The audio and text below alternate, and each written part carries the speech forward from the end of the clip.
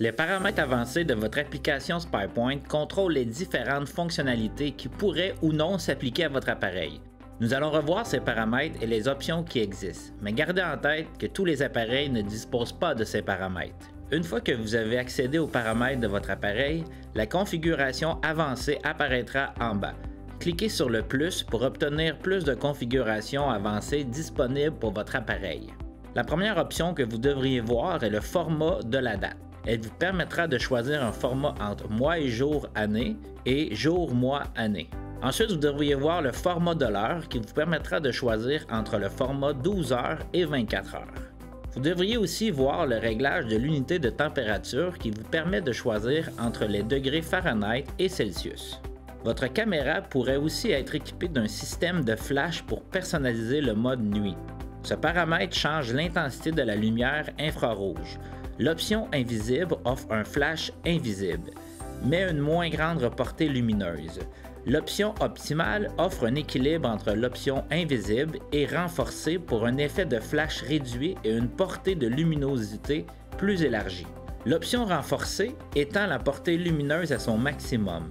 L'option de réduction de flou est un paramètre personnalisé conçu pour réduire l'effet flou d'un objet en mouvement dans les photos de nuit. Cette dernière option assombrit les photos. Le réglage de l'horaire s'étend et vous permet de sélectionner les heures d'arrêt où la caméra ne fonctionne pas. Par défaut, la caméra est toujours active et vous devriez programmer des temps d'arrêt seulement si vous voulez que la caméra arrête de fonctionner certains jours ou certaines heures. Pendant les temps d'arrêt, aucune photo ou vidéo ou transfert cellulaire ne se fera. Le réglage de la source d'alimentation vous permet de choisir une source d'alimentation autre que les piles AA. Assurez-vous de choisir la bonne source d'alimentation. Que vous utilisiez un ensemble 12 volts ou un bloc pile au lithium, ce réglage est important pour assurer une bonne activation, comme il y a des répercussions sur l'affichage du pourcentage du niveau des piles. Votre caméra peut également vous permettre de choisir entre la vitesse de déclenchement rapide ou optimale. Le réglage rapide permet de réduire au minimum le temps entre la détection et la prise de photo. Pour ce réglage, comme l'attente est réduite, le capteur de la caméra pourrait ne pas avoir assez de temps pour calculer un réglage d'exposition optimal, donc la qualité d'image pourrait souffrir de la sous-exposition. Utiliser la vitesse de déclenchement optimale permettra à la caméra de sélectionner les meilleurs réglages de photos pour une image de qualité en fonction des conditions ambiantes. Vous pourriez aussi choisir un réglage de qualité de photo qui changera la taille du fichier sur la carte SD.